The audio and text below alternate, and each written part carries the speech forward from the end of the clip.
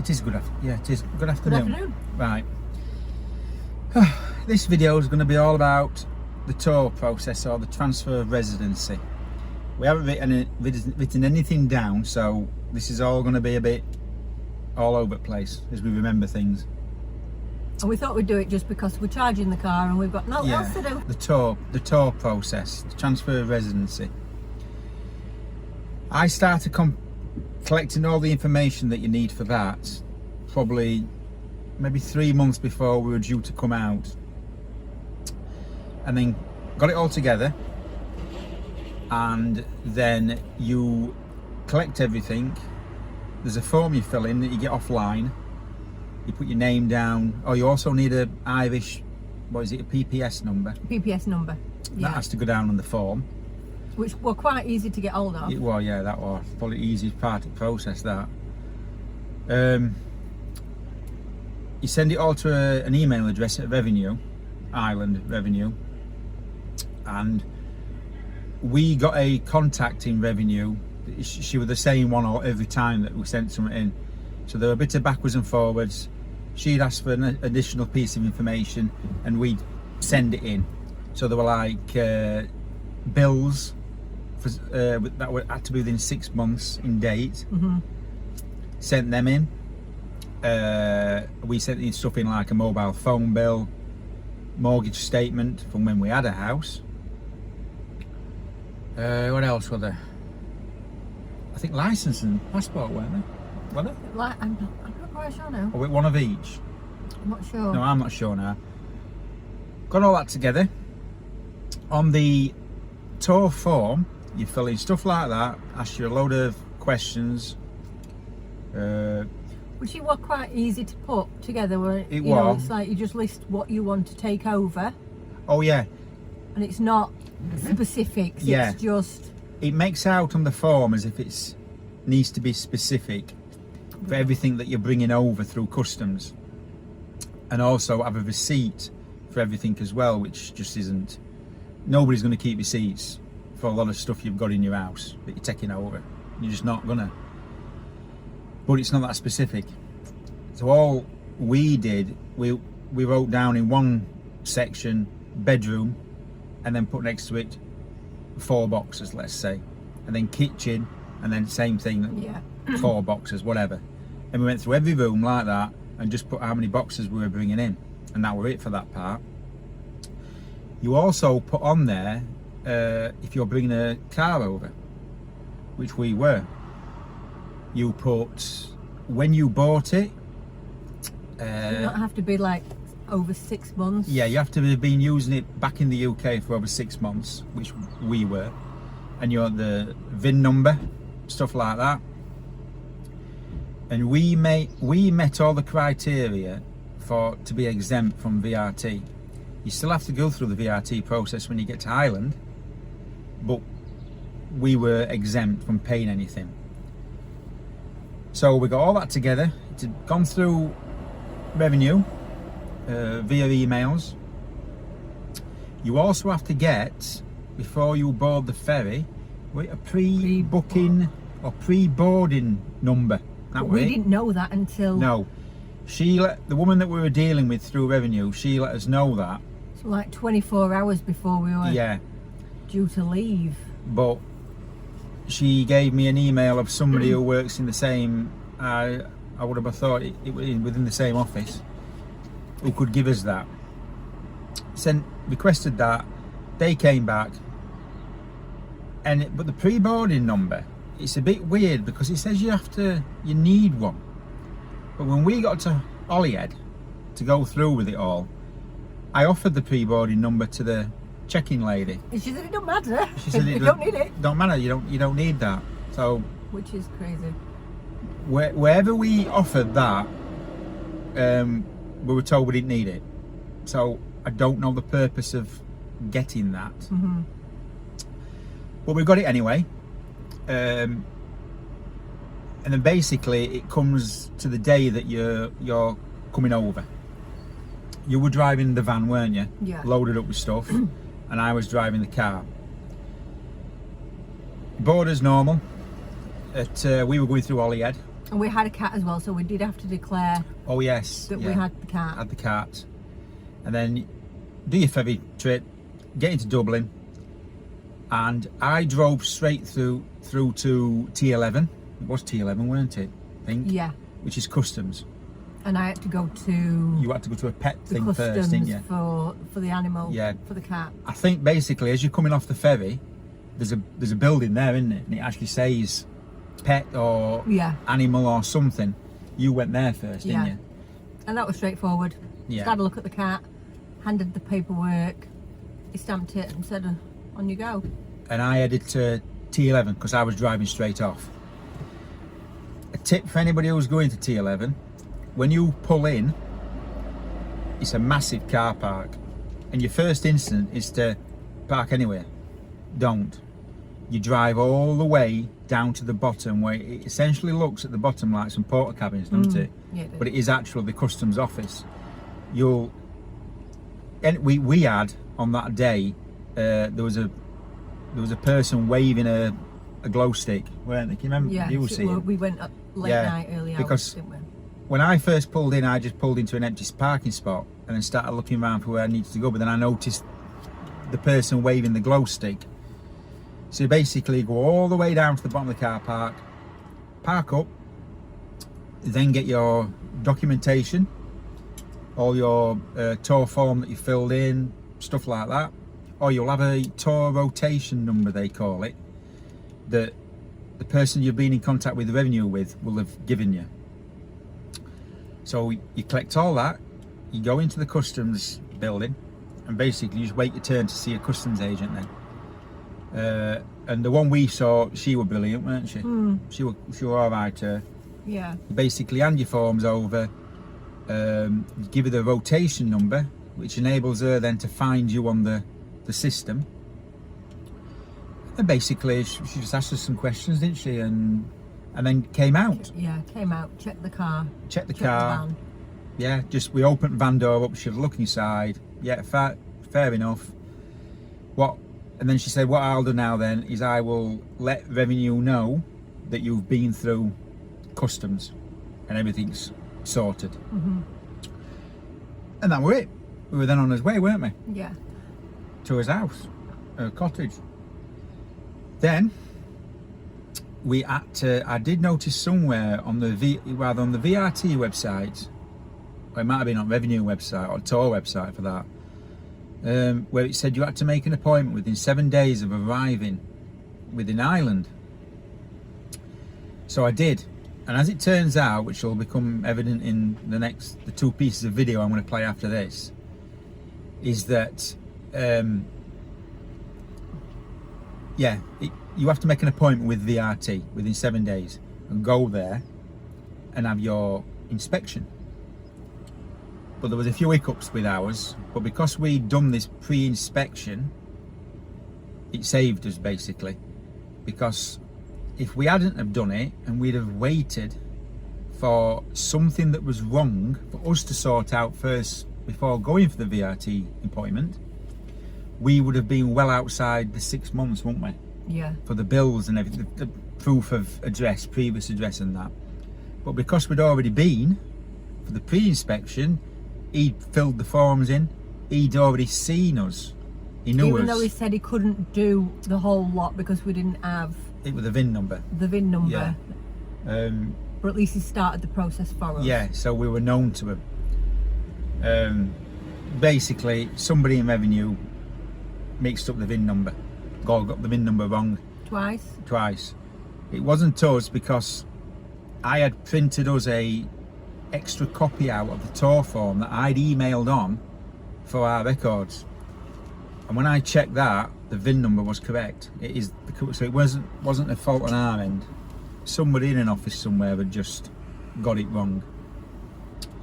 But I'll play these two videos now. One is the day before his VRT appointment, and the other one is a week after, I think. And then we'll come back to here. So we'll see you in a bit. Right. Morning, everybody. It's a bit of a chilly one this morning, so I'll just take a walk out around the garden, just have a look at the clearing up that Carol did yesterday with the bush cutter. Looking a hell of a lot better now. Getting rid of all them brambles. I don't think... We may be carrying on with it later, I'm not sure. We've got an appointment this morning at a VRT inspection centre for our car. Because at last, the exemption letter has come through from Revenue to say that we don't have to pay VRT on our car that we brought over. We've been waiting since January for it, so we're going to see how that gets on today. If we get back in enough time with that done, I think we'll be continuing with cleaning up. That's all we can do at the moment until we get approved for the grant. Unfortunately, there's no work going on with that. So yeah, we'll see if this VRT gets passed. I'm not completely sure that it will do. I'm 70% sure that it'll get sorted, but as with anything government related, no matter what country it's in, I don't hold much faith in them actually sorting stuff out and quickly. Because this exemption letter, we should have had it in January. Because one of the stipulations as well is that you have to have utility bills that are in date by 6 months. Now, if Revenue had pulled the finger out and got us the exemption letter in January, our utility bills were in date. Now, though, they're not. They're out by a month. As only saving grace is, we did get a reminder letter for the tax for the car, which has got his old address on and is dated January. So I'm hoping they accept that as a utility bill, but we'll see.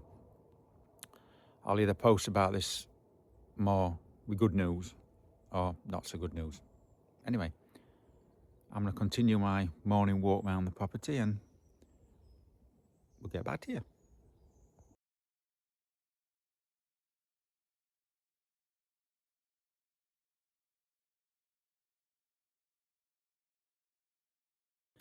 Hi everybody. This is an update on the VRT debacle, as it turned out to be. Remember in the last one I said we'd got the exemption letters, made an appointment, but also how I wasn't very confident in that everything was going to go through smoothly, and it didn't.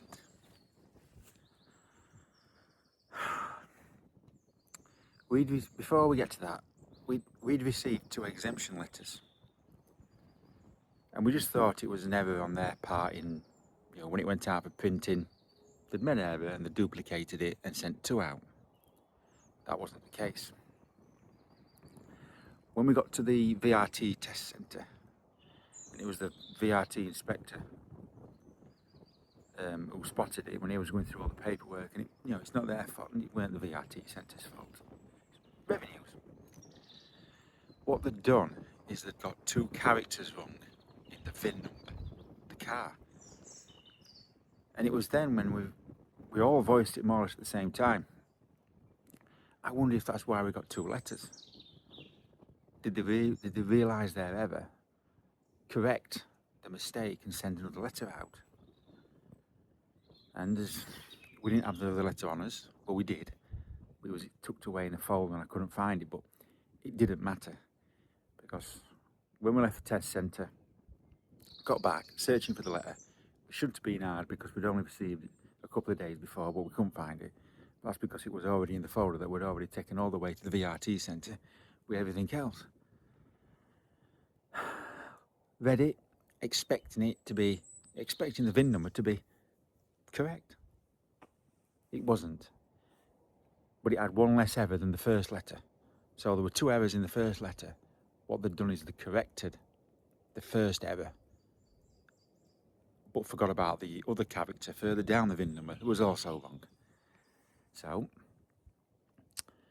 phoned the number at the bottom of the exemption letter to speak to the person who'd sent it. got through to one of them multi-choice, you know, pick which one you want things. None of the 3 choices had anything to do with VRT, none of them. So picked the one that was least to do with welfare and self-employment. That came back as, you either call failed or you do not have permission to call this number. So to the top of the letter, and there's a VRT inquiries number. Phone that, call failed, every time, call failed. So, bit of Googling, found a VRT's inquiries helpline number. And on the website it says, VRT inquiries helpline, something like that. Open 9 while 5. This was 2:45 when I was phoning. Phone the number, sorry, but this office is only open 9 while 2. So, at this point, I felt like I was bashing my head against a brick wall. So, sent an email off. Didn't expect to get anything back that day. We didn't. So we knew that the chances of getting the VRT sorted for the weekend was gone then. But the next morning, which was Friday, phoned the number again, got through, and after some jumping through hoops, managed to get through to somebody who sorted it for me. We had a bit of a laugh on the telephone call because we were both trying to understand each other's accent. But we got there in the end. And then another exemption letter came the following Tuesday. And this time, everything went smoothly. It had the correct number on it. Went to the, you know, like it went smoothly. He was even stood outside when we arrived and recognised us. And came over to us when we parked up to come inside, and we'll get the paperwork sorted. He was brilliant. He was. Everything's sorted now. The VRT's sorted. We've not had to pay anything because we were doing the transfer of residency. The car's taxed. That went through. The only thing we're waiting for now is insurance. Because even though they say the insurance database is updated nightly, I've now been checking for 4 days straight and our registration number is still not recognised. I think I'm going to get it another week, and then I think I'll phone them up manually. Yeah, the old-fashioned way, talking to somebody. But yeah, I think I've rambled on enough about revenue. I knew it wouldn't go smoothly. I knew it. Anyway, right. I've rambled on for 5 minutes now about this, plus the other one at the beginning. So, yeah. See you later. I hope that's explained all that.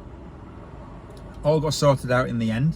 The VRT didn't cost us anything. Oh, it cost us something like a tyre tax or something like that. We had to pay. Yeah, but it's not a lot. It was not like €11, Something like maybe that. something like that. Yeah, it weren't a lot. So we did meet all the criteria for exemption from VRT. So the car, basically after the VIN number thing had been sorted out, the car sailed through. And we are now on Irish number plates. Yeah. Everything is sorted. It's more Irish than us now, the car, really. Yeah. The next thing that happened, the tax went through quite easy. I did that straight away, or the day after. Did I do it the day after? Because I think the man at the VRT says, yeah, he said wait 24 hours, didn't he? He was the bloke. He was. Alan? Yeah, I Alan. think his name was Alan. I think it was Alan at Sligo. He was really good. Yeah, taxed it straightforward. And then came the insurance. From the very beginning, the insurance was a pain in the backside, basically. Because even though everywhere on the line says they update the insurance database on a nightly basis, they don't. It took a week for our registration number to be recognised on any of the online things, and it must have been done right because we managed to tax the car by entering the registration number. So we got to the point where the registration number was recognised. The next problem was with basically you were going to insure it, weren't you? Yeah. And I was going to go down as a named driver. Which is what we had back in the in UK. the UK. I mean, the first thing that threw a spanner in that works is the fact that the car is registered to me over here, which you can't do that, can you? We found out now over here. You can't be the registered owner and have somebody else as the main insurer, driver. can you? The main driver, No. I think.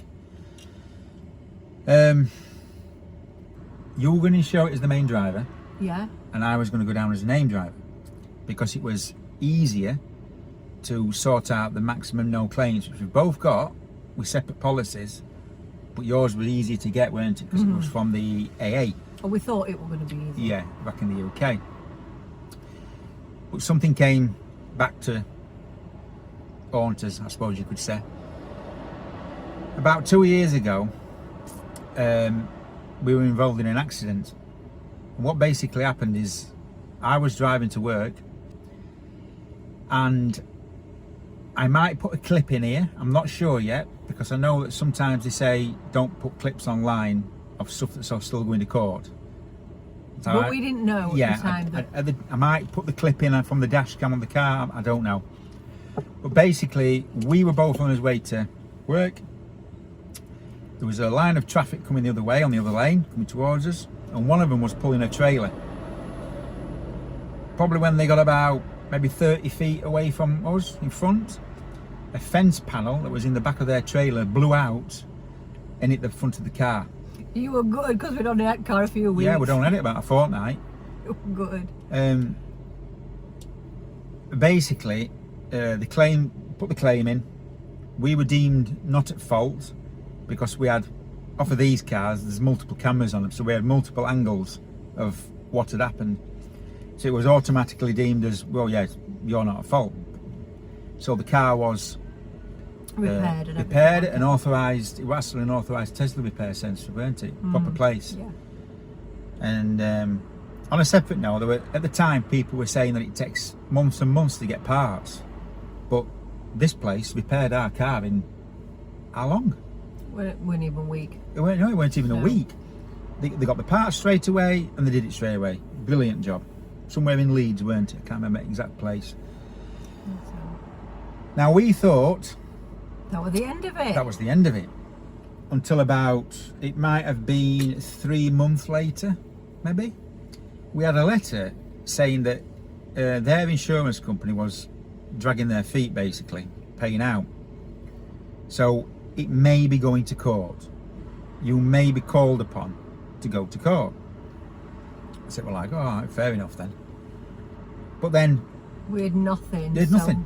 Basically, a year went by until we were here, weren't we? Yeah, we were Yeah. here, and we were doing the insurance. And how did it come to light? Oh, obviously, when it asks you to fill the insurance things, it asks you if you or a named driver, pardon me, has been involved in an accident. within the last 5 years. Which, well then, so doing things right, we put down yes. Was you at fault? No. And they wanted a claim settlement form from our insurer then, which we got, sent it on to him. I'll not say the name of the insurance company that we dealt with, but we sent that on, the claim settlement letter and the proof of no claims, which should have been it. But here in Ireland, you can't swap to a different insurer if you are some way involved in the claim where the status The status, still yeah, open. is open. But we didn't know it was We still didn't know it open. was still open until We we thought it had been sorted. until we contacted the previous insurer, and which they found out, oh yeah, it is still open. It's going to court. The insurer still hasn't paid out. So what do we do then? Well, there's no we can do. Now that can't apply back in the UK because we was with Esure when the accident happened. We then swapped to the AA, declared the accident on the forms, They accepted no fault. everything. They accepted everything. I would imagine they must talk to each other in the UK. And so we got with the AA. Over here, you can't do that. You've got to stay with the insurance company that you had the accident with until the settlement, until the claim's settled. So that basically threw up a spanner in the works then, didn't it? Because now under Irish law, rule, whatever you want to call it, I can't get insurance and I can't drive. No. So Then it was plan B. Right, well, I've got maximum no claims, so we'll have to do it with me just as the driver.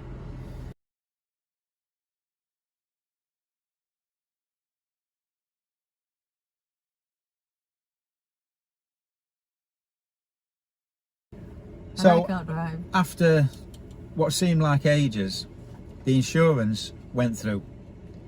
We are now fully insured. Well, I am. I still can't The drive. car is. Until I get a letter Yeah. from the insurance to say that it's been to court and it's all closed. Yeah, at which point your no claims bonus might have run out because you have to use it within 2 years, don't you?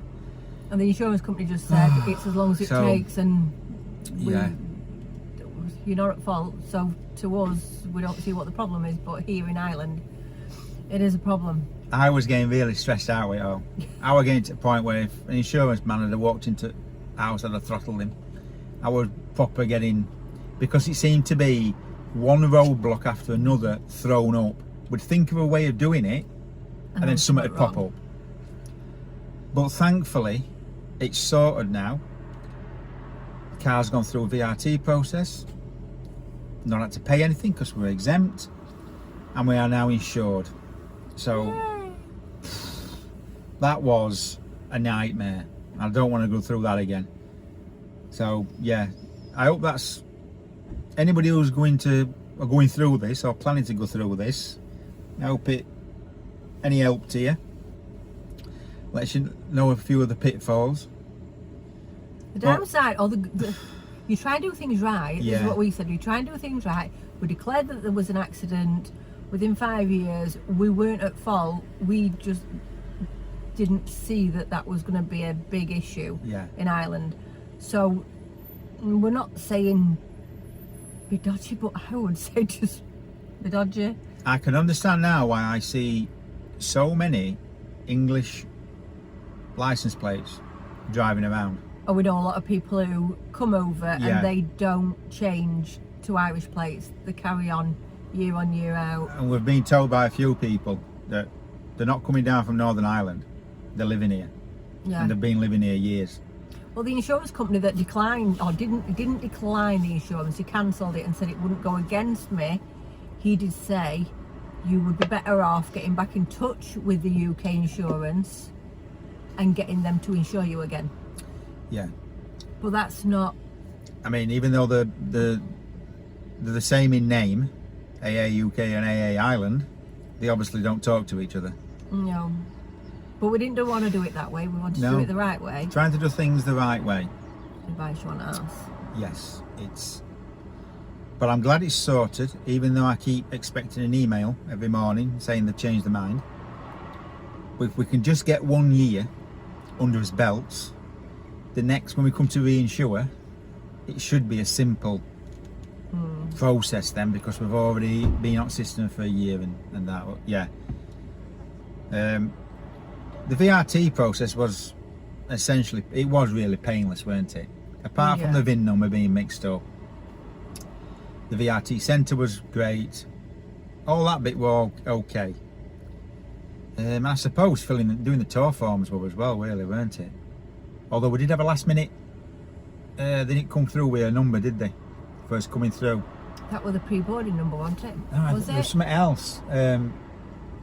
I think the person who I was dealing with either had stopped working there or had gone on holiday, because I suddenly emailed to let them know what date we were planning on coming into the country with stuff, and it was a different person, and he basically sent me the link for the TOR form.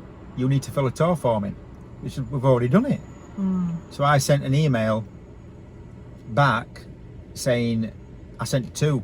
I sent one back to him saying, if you look through the email trail of this email, on the end of this email, you can see that we've gone through all this, everything's been filled in, everything.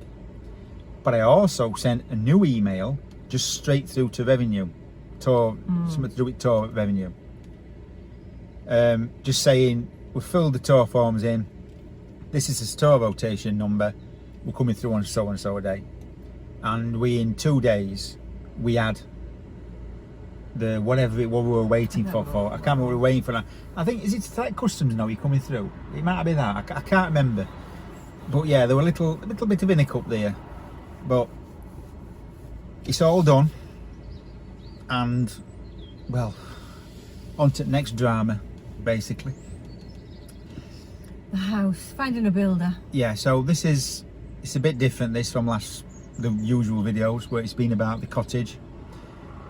We weren't even going to put this on YouTube, were we? But then we thought, you know what, some people might be interested in it. Our experience was going through it, and some people might be planning to go through it who might find it interesting. So next week's video is the polytunnel, because that is what we're starting tomorrow to build. Is it? I think so. Hopefully, yeah. So the first part of the polytunnel build will be next week after this video. So I'm so done with gardening. Yeah, we're getting a bit fed up with that now. I know everybody else is probably fed up with it as well, but I think one thing it shows you is not all houses, cottages come pristine. No. Gardens need clearing. Yeah, so rubbish needs sorting. That's it for now. So we'll see you next week. Bye for now. Okay, bye. See ya.